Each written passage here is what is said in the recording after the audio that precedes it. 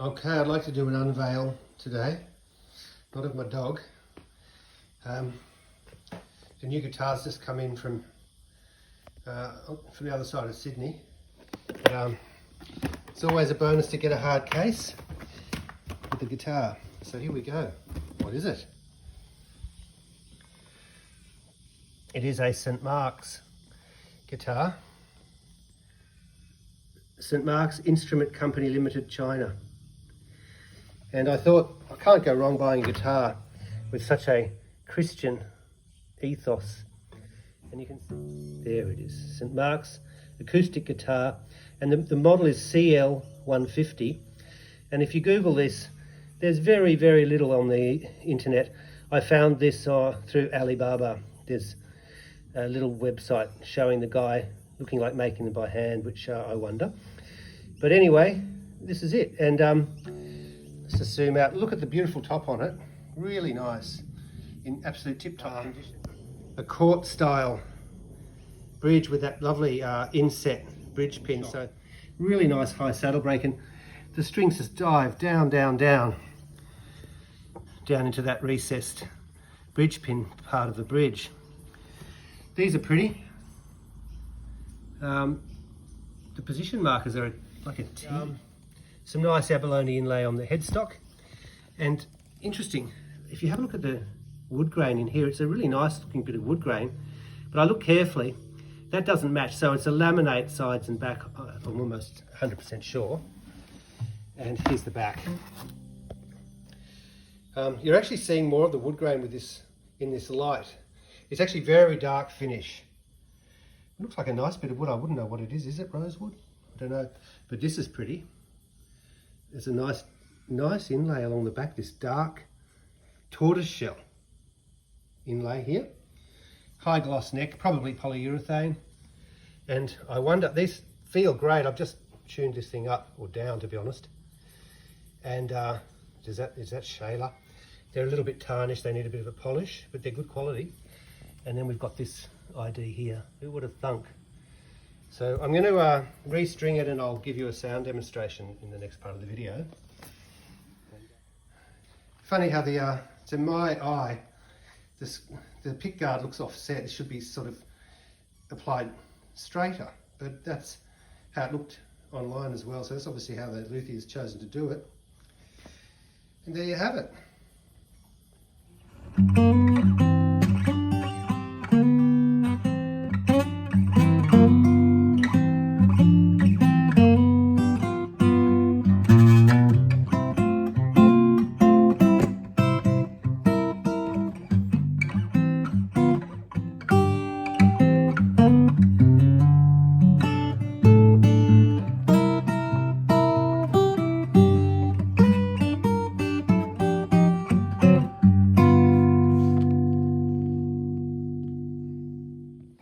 Alright, so the strings are off the St. Mark's.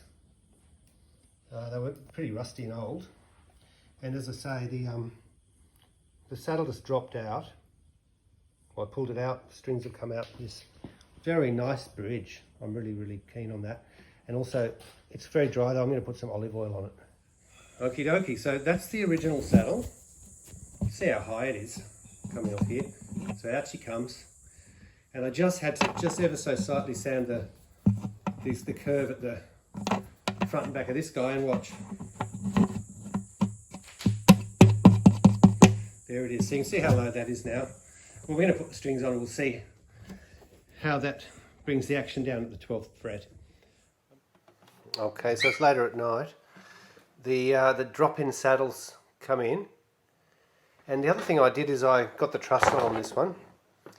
And it was quite loose, the truss rod, so I tightened it up, and that really did take a bit of relief out of the neck. And the action came down using my string gauge to really barely 6/64 on the bottom E.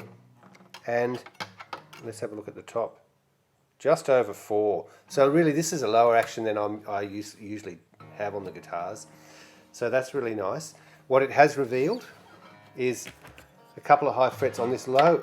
Unusually, you can hear this yeah, you can hear this fret rocker. See, it's rocking, and you can hear that. So it's the the fret below the A, so the G sharp fret on the bottom E, but not at the top here, it's flat.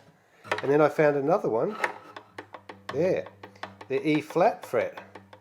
So 2 frets, I'm going to have to take those down and hear a sound of the guitar.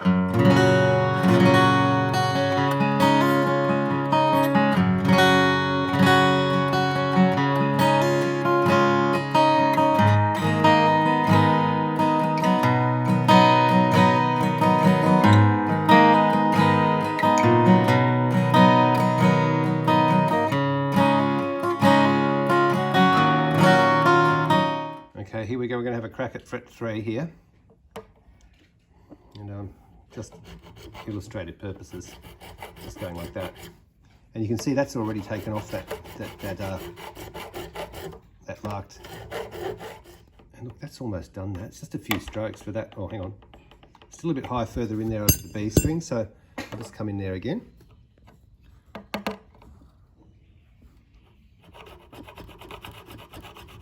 And look, I'm not even taping this too. Like if you see in other videos, people put the tape on each side, but I don't think the edge of this file is actually getting down and touching the wood. So if I'm careful, I'll just do it like this.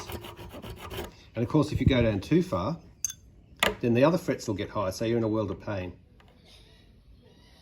All right, that's done now. You can see the little filings there on the fret. That one there too. And up the neck here. Bit of work at the top there, and I found another high one just here.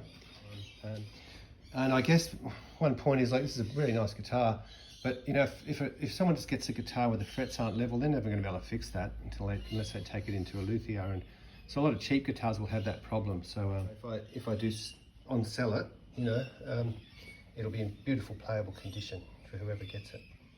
Okay, so we've got the St. Mark's CL150 here.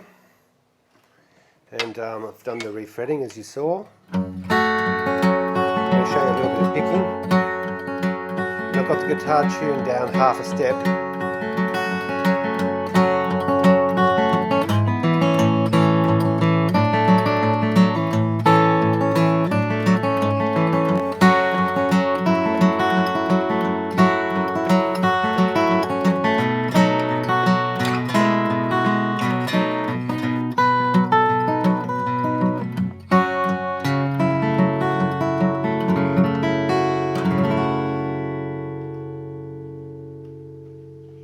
Okay, I'm going to compare it with the Eastman. This one is the Eastman AC222.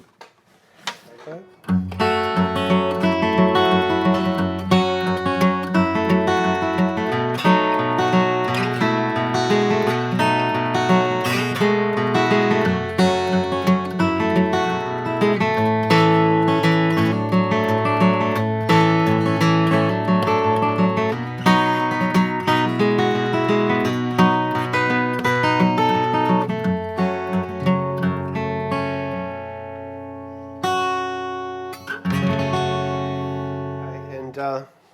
The other guitar you've seen if you watch my other videos, and please like and subscribe if you enjoy this sort of stuff.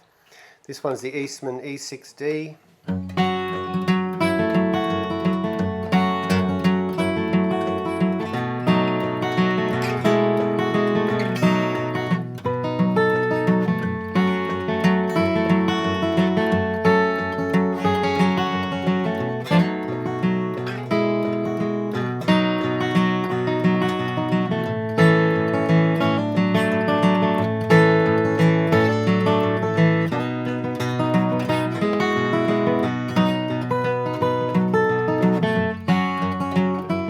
This is really a real dreadnought, and it's deep here and here, and I think it might even be a bit longer than the St. Mark's dreadnought. So as I said, it's really the St. Mark's dreadnought is really more akin to the Grand Auditorium, I think, whereas this is the big bluegrass dreadnought. It's just deeper, it's just a bigger dimensioned guitar, and this Eastman is just also a big sounding guitar. And as I've said ad nauseum in my other videos, despite the very low break angle and low saddle and low bridge on this guitar, it still manages to produce that capacious sound. Really, it's such a different experience to both the Eastmans. it feels a lot finer, and I don't know if any one of you have experienced playing a triple O or a shorter scale guitar, but this guitar is a 25.5 inch full scale, but it feels a lot more silky and pliant on the strings, and the top strings feel lighter gauged, even though there are 12 to 53 big.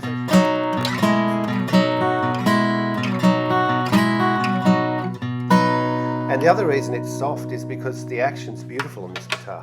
I've brought it down to a very nice level, as I said before, and also look, it's got a healthy sized bridge and saddle height as well, unlike the Eastmans. Subscribe.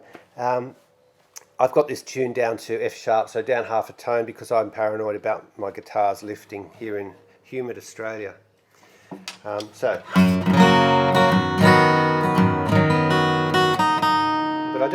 I recommend it, because why stress your guitars out on a daily basis?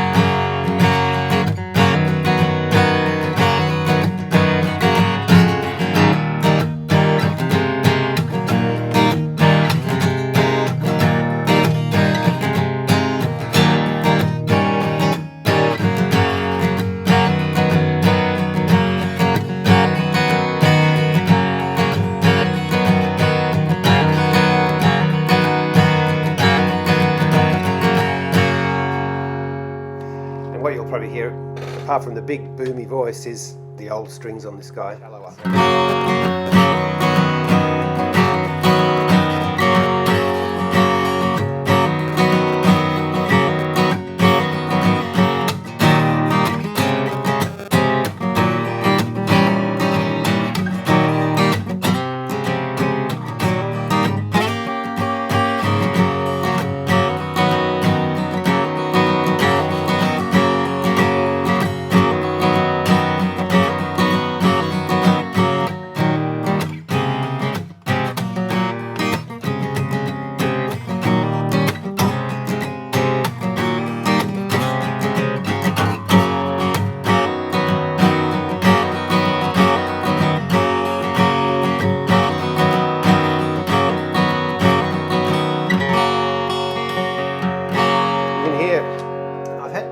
For coming up to a year now, and it's developed a big bassy bottom end on it. It's quite a big warm sort of bottom end.